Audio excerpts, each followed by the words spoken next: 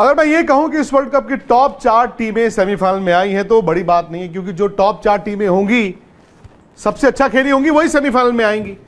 India का match है New Zealand के साथ। ये 2019 वर्ल्ड कप की रिपीटिशन है। 2019 में भी भारत फेवरेट था, 239 चेज करने थे, दूसरे दिन तक मैच चला गया और फिर वो कोलैप्स हो गया। लेकिन बड़ी बात यह भी है कि इंग्लैंड इस वर्ल्ड कप में अच्छा खेला ही नहीं, और इंग्लैंड तो अब चैंपियंस ट्रॉफी की क्वालिफिकेशन की दौड़ में है। वो टीम जो डिफेंडिंग चैंपियन थी, वो टीम जो इस साल वर्ल्ड कप जीत सकती थी, लेकिन अपने शुरुआती खराब खेल से वो बाहर हो गई। फिर बात आती है जी पाकिस्तान की। अब यह हकीकत है कि वर्ल्ड कप से 1 महीना पहले मैं भी पाकिस्तान को टॉप 4 में रख रहा था, लेकिन एशिया कप देखने के बाद, स्पेशली जब नसीम शाह को भी चोट लग गई, तो यह साफ हो गया यार इस टीम की लिमिटेशंस तो हैं। ये टॉप 4 तक जा सकती है वर्ल्ड कप में, लेकिन टॉप 4 के लिए इनको शुरुआत अच्छी चाहिए होगी। अब इनके लिए शेड्यूल भी बड़ा जबरदस्त था। इन्होंने जिस तरह से नीदरलैंड्स को हराया और पाकिस्तान को 350 चेज कर दिए, लगा कि यार ये टीम जो है वो वाकई में अपना बेस्ट देकर जाएगी सेमीफाइनल में। बाबर आजम एक बड़ी रेपुटेशन लेकर आए थे। दुनिया पिछले 1-2 साल से कह रही थी बाबर वर्सेस विराट, और बाबर ने चूंकि अपनी टीम को इंडिया से बेहतर रखा था T20 वर्ल्ड कप्स में, दुबई में वो सेमीफाइनल में हारे, पिछले साल ऑस्ट्रेलिया में वो फाइनल में हारे, तो एक तरह से ये लग रहा था कि उनकी कप्तानी में टीम रिस्पॉन्ड कर रही है। लेकिन जब वो यहां पर आए, उनको रिवॉर्ड नहीं मिला, क्योंकि इमाम बुरी तरह फ्लॉप हो गए। शाहीन अफरीदी की विकेटें जरूर है, लेकिन अगर आप अपने दिल पर हाथ रख के पूछेंगे अपने आप से, उनकी गेंदबाजी से पाकिस्तान मैच नहीं जीता है। विकेटें लेना और वो विकेटें लेना जो आपको मैच जिता दे, उसमें बड़ा फर्क होता है। मधुशंका की भी बड़ी विकेटें हैं, तो क्या वो इस टूर्नामेंट के बेस्ट बॉलर होंगे? नहीं। जब तक शाहीन अफरीदी ऊपर से 2-3 आउट नहीं करेंगे, तब तक पाकिस्तान कुछ कर ही नहीं सकता था, क्योंकि पाकिस्तान इस वर्ल्ड कप में सबसे साधारण और सबसे मतलब ऑर्डिनरी स्पिनर्स लेकर आया था। अब नवाज और शादाब शायद T20 में चल जाते हैं। क्यों? क्योंकि इनके पास शाहीन था, नसीम था, हारिस राउफ, ये अच्छा बॉल डाल देते थे T20 में, और स्पिनर्स आके 4-4 ओवर अपने अच्छे डाल देते थे। बट ये वनडे क्रिकेट में ना 10-10 ओवर तो इनके तेज गेंदबाज भी स्ट्रगल कर रहे थे। तो जिस तरह के स्पिनर्स पाकिस्तान लेकर आया था, इनके लिए बड़ा जरूरी था कि ऊपर से 2-3 अगर ये आउट करें तो स्पिनर आके बीच में बॉल डालें, क्योंकि इनके पास एक अच्छी चीज ये थी, और जो इस वर्ल्ड कप में चली भी, कि आखिरी 10-12 ओवर में ये कमबैक गेंदबाजी में करते थे, क्योंकि हल्का फुल्का रिवर्स भी होता था। सबसे बड़ी डिसअपॉइंटमेंट बाबर के लिए शाहीन भी नहीं थे, शायद सबसे बड़ी डिसअपॉइंटमेंट थे हारिस राउफ। हारिस राउफ के पास स्पीड है, हारिस राउफ के पास बाउंस है, पर हारिस राउफ के पास स्किल नहीं थी।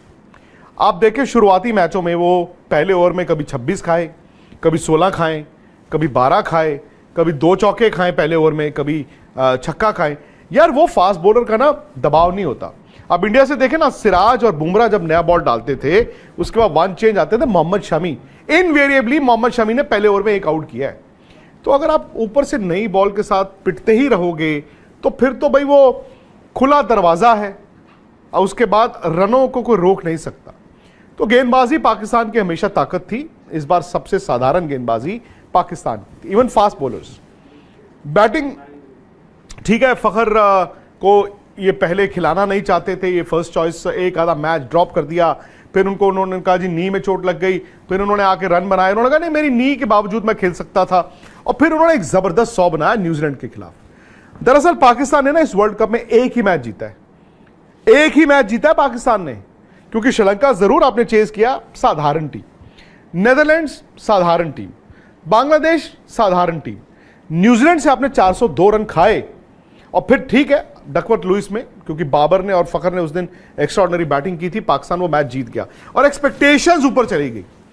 लेकिन कुदरत का निजाम जो पिछले कई दिनों से सोशल मीडिया पर ट्रेंड करता है, जो हर मतलब कॉन्वर्जेशन क्रिकेट की में आ जाता था, कुदरत का निजाम भी तो, कुदरत भी तो देखता है ना। अगर आप अपनी मदद खुद नहीं कर सकते तो कुदरत बार बार आपकी मदद नहीं करेगा। आई थिंक पाकिस्तान ने यह रियलाइज किया होगा कि उनका खेल अच्छा नहीं था। पाकिस्तान ने यह भी रियलाइज किया होगा कि बाबर का गलत टाइम पर यह खराब फॉर्म आया। तो मेरा यह मानना है कि पाकिस्तान आज अपने हालात के लिए खुद जिम्मेदार है। हाँ, वो आखिरी मैच में जाएंगे, वो कहेंगे जी 287 रन से हम इंग्लैंड को हरा सकते हैं, वो ये भी कहेंगे कि जी अगर इंग्लैंड पहले खेलता है तो हम 17 गेंदों में चेज कर देंगे। पाकिस्तान की टीम नहीं, मतलब सोशल मीडिया वॉरियर्स कहेंगे कि ऐसा हो सकता है। वो ये भी कर सकते हैं कि इंडिया को ब्लेम करते रहें, बॉल बदल दी, पिच बदल दी, लाइट क्यों नहीं जली, लाइट क्यों जली, लोग क्यों नहीं आए, लोग क्यों आए, हमारी सिक्योरिटी ज़्यादा क्यों है, सिक्योरिटी क्यों नहीं है। वो तो नुक्ताचीनी आप कुछ भी कर ले। असल बात यह है कि उनकी टीम अपने पोटेंशियल से नीचे खेली। असल बात यह भी है कि उनकी जो पोटेंशियल थी वो चैंपियन बनने की थी भी नहीं। मे बी उनके पास यही सबसे अच्छा टैलेंट था, लेकिन उनके पास शायद वर्ल्ड चैंपियन बनने का टैलेंट 50 ओवर में नहीं था। 20 ओवर में परहैप्स यस, पर 50 ओवर में नहीं था। और जब आपका पोटेंशियल ही चैंपियन बनने का नहीं है और आप उससे भी नीचे खेले, तो नतीजा यही था कि वो सेमीफाइनल में नहीं आए।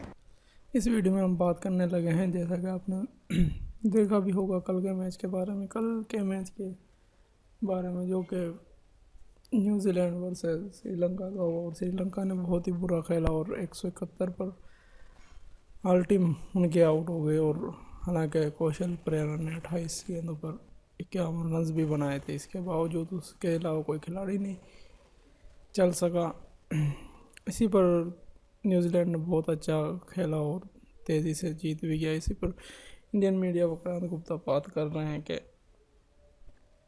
तकरीबन इंडिया वर्सेस न्यूजीलैंड का सेमीफाइनल हो रहा है और पाकिस्तान इस दौर से तकरीबन बाहर हो चुका है, क्योंकि अगर पाकिस्तान इंग्लैंड पहली बैटिंग कर लेता है तो पाकिस्तान के चांसेस 100% ख़त्म, और अगर पाकिस्तान सेकंड बैटिंग करता है तो 400 साढ़े 400 रन बनाने होंगे।